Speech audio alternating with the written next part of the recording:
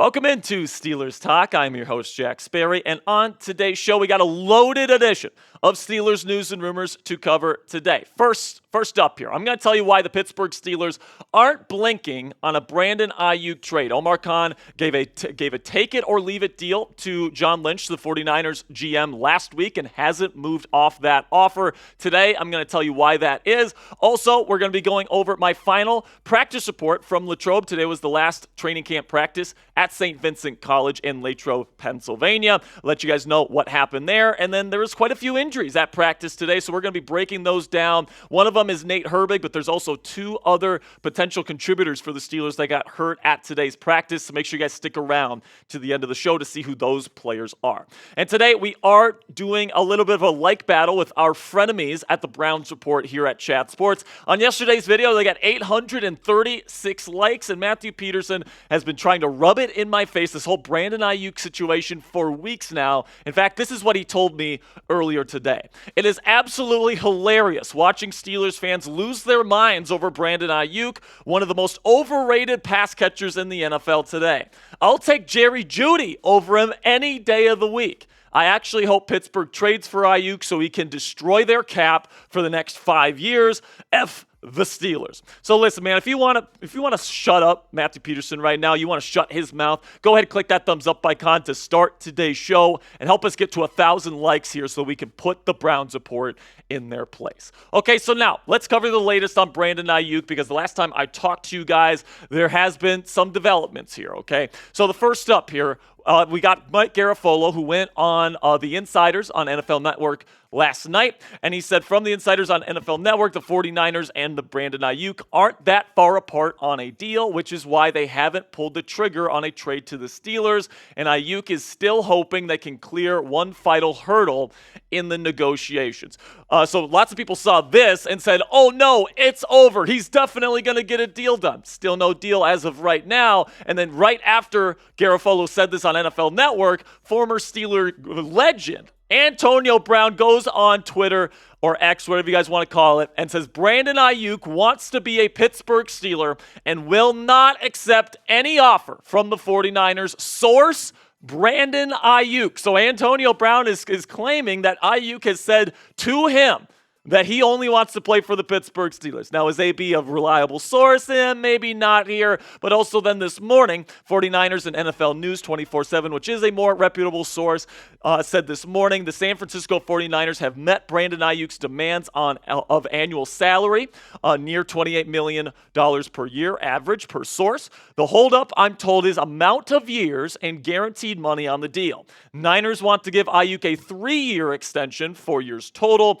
Of course, that includes this year. BA wants a 4-year extension, 5 years total. Okay, so here is the latest based on what I'm hearing. All right, number one, the Pittsburgh Steelers have come to terms with Brandon Aiyuk and his agent on a 4-year extension that would keep him in Pittsburgh for the next 5 years and pay him $28 million per season if he ends up getting traded to the Pittsburgh Steelers, okay? And if the trade goes through, something like this is what the trade package is, okay? My best guess, I don't know the exact details, but my best guess is that Aiyuk could become a Steeler, and in exchange, Omar Khan would be sending a 2nd-round pick next year and then a 4th-round pick in 2026 to the 49ers. And the Niners do not want to take that deal because they know they would be getting fleeced in that deal, hence why they're trying to make a last-ditch effort here to sign Aiyuk to an extension.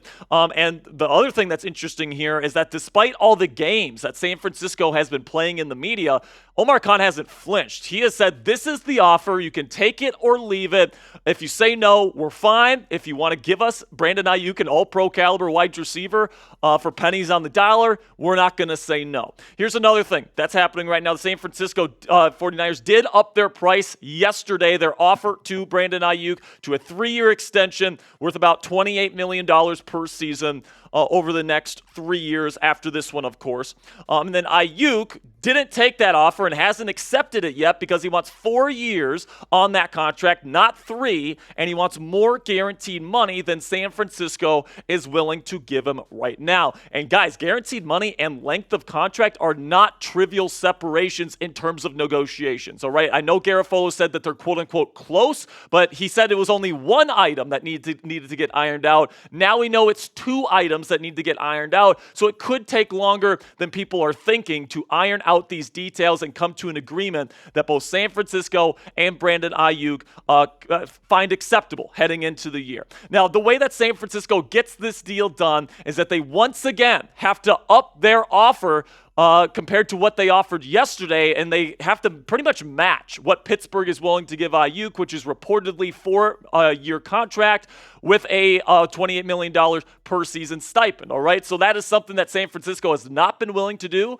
to this point. And, I think that the decision is really clear here. And it really frustrates me that John Lynch is just continuing to play games here because it's not that hard, all right? Brandon Aiyuk has laid it out pretty simple. Either match or exceed what Pittsburgh is offering Aiyuk, or trade him to Pittsburgh. All right, it's not that hard. San Francisco seems to be pussyfooting around here and trying to, get Aiyuk for as little as they possibly can. But at this point, man, with an offer already on the table from Pittsburgh that Brandon Aiyuk would take, they have to at least match that, and right now they haven't done that.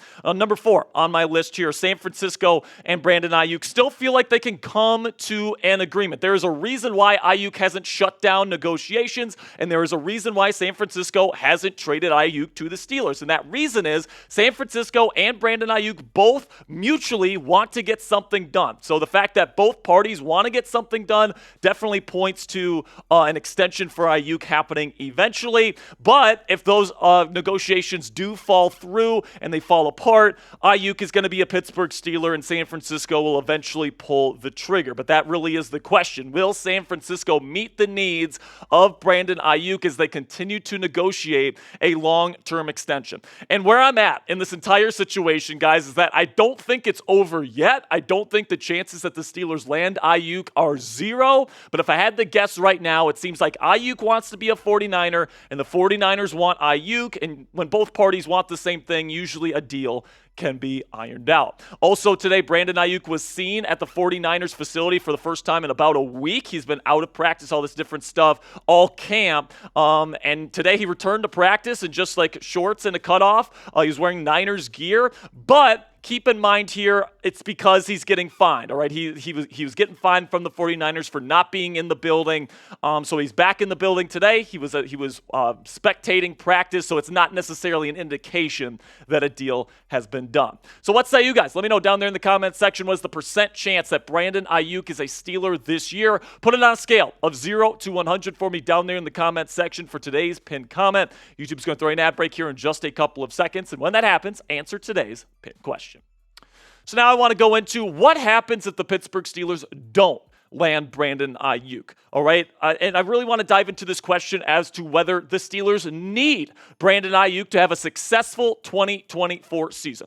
And I don't think that the Steelers think they need Aiyuk to be successful this year. Whether you agree with that statement or not, I believe that the Pittsburgh Steelers feel like the wide receivers they have in their wide receiver room right now is good enough to make this a very successful team heading into the 2024 season. And I really do believe that, man. But coming up here, I'm going to give you more thoughts here on what I think about Brandon Aiyuk and why I don't think the Steelers necessarily need him for the 2024 season. But before we get into that, let's have a word from our sponsor here at Fanatics. You guys can go to chatsports.com/throwback to pick up this awesome Steelers throwback t-shirt from our friends at Fanatics today. You get a great price on it, all that great stuff when you use our link, chatsports.com/throwback, right in time for the season here. If you want to wear this awesome and simple yet elegant piece of clothing here from our friends at Fanatics, you can go chatsports.com/throwback. So right now, here is how the Pittsburgh Steelers likely see their wide receiver room right now. First, we start with George Pickens, who is that stud number 1 ex-wide receiver that Arthur Smith has needed and his offenses in the past to have work. In the past, this was A.J. Brown, right? And, this is really an offense that really centers around one ex-receiver that is dominant and can beat one-on-one coverage. And George Pickens can certainly do that. He fits that bill. And then Van Jefferson is kind of the more controversial one here, but I think that Arthur Smith sees Van Jefferson as somebody that's very similar to Corey Davis, who had very, very good seasons with Arthur Smith in Tennessee. You guys can take a look at what Corey Davis was able to do. And guys, Corey Davis is not a great receiver, right? People don't think of Corey Davis as like an awesome receiver that's putting up all these numbers, but he played pretty darn well in this offense as a number 2 receiving option next to A.J. Brown, with Arthur Smith calling the plays in Tennessee. And Van Jefferson is made in a very similar mold. They're a similar body type. Jefferson's even faster than Corey Davis was. So I think that Jefferson has looked really good in camp to this point. And because of that, the Steelers feel very comfortable making him their number 2 receiver. You have to remember, this is going to be a very run-heavy offense here in Pittsburgh this year. Lots of it's going to be crossing routes. Lots of it's going to be play action. And Van Jefferson, with his speed and his size, can be a good run blocker and can get open on those crossing routes, which is something that Arthur Smith needs in his number 2 receiver. Calvin Austin III is seen as the obvious passing down receiver, the guy that has the speed to take the top off the defense, but also he's really good in one-on-one coverage, man. You cannot guard Calvin Austin III one-on-one, all right? You look at the one-on-ones in Latrobe, man, this guy wins every single rep because he is that refined of a route runner. So when you do go to 3 receiver packages here with the Pittsburgh Steelers, it's going to be a lot of 2 receivers on the field, but when you do get that 3rd receiver on the field, Calvin Austin III is going to be that guy that comes in on obvious passing situations, and he's going to get open. And then Roman Wilson is your future number 2 receiver. So right now you have George Pickens as your stud number 1 guy for hopefully the foreseeable future, and then you're hoping Roman Wilson can take on that Corey Davis role eventually from Van Jefferson, if not this season. He's got some really good, he does a really good job run blocking. He does a great job on those crossing routes, which he did a ton at Michigan. I think that eventually he's going to take Van Jefferson's spot as the number 2 receiver in this offense. And if Van or Calvin get hurt this year, Roman Wilson can fill either one of those roles as either the number 2 or as the every down passing guy if one of those guys gets hurt. So even though Roman has started his career off with injury, I think when he comes back, he's going to be pretty darn good, and he is being seen as the number 2 receiver of the future here in Pittsburgh. And a little bit of a hot take here, guys. I don't think that the Pittsburgh Steelers need Brandon Aiyuk to have success this year, okay? And the reason why I say that is we have to remember who the offensive coordinator for the Pittsburgh Steelers is, and that is Arthur Smith. And if you remember, with Arthur back there in Tennessee during the 2019 and 2020 seasons, specifically 2020, Tennessee was the number 1 seed in the AFC with Lamar Jackson and Joe Burrow and Josh Allen and Patrick Mahomes. He was the number 1 seed in 2020 with Ryan Tannehill as his quarterback, and he had one of the worst wide receiver rooms in the National Football League. All right, guys, if you don't believe me, here's what the Tennessee Titans wide receiver room looked like in 2020. Again, this was a number 1 seed team and one of the best offenses in football. A.J. Brown is the only star in this group, just like the Steelers' only star is George Pickens. Could the Corey Davis role be filled by Van Jefferson?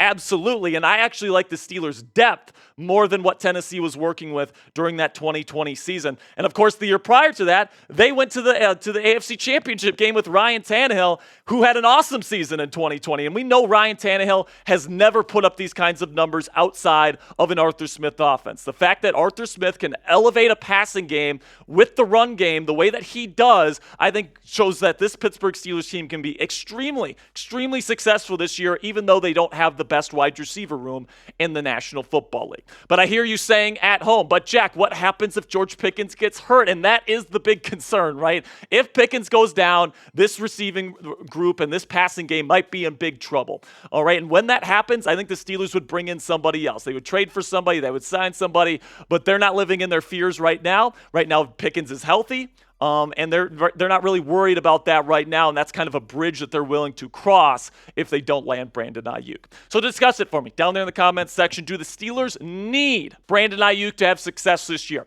I don't think they do, but let me know what you guys think down there in the comments section. Give me a yes or a no. To be clear, I want the Steelers to trade for Aiyuk. This wide receiver room is undeniably better with him in the room, and I want them to do it. But if they don't do it, I don't think it's season over. That's all I'm saying, guys. So before I go here, I got one more practice report from Latrobe. Today's video is already going a little bit long, so we're going to keep it a little short, and we'll talk a little bit about the QBs here. And I thought that both Russell Wilson and Justin Fields both had good weeks. They're moving the ball down the field. They're targeting the middle of the field efficiently and accurately, which is what you want to see from your starting quarterback.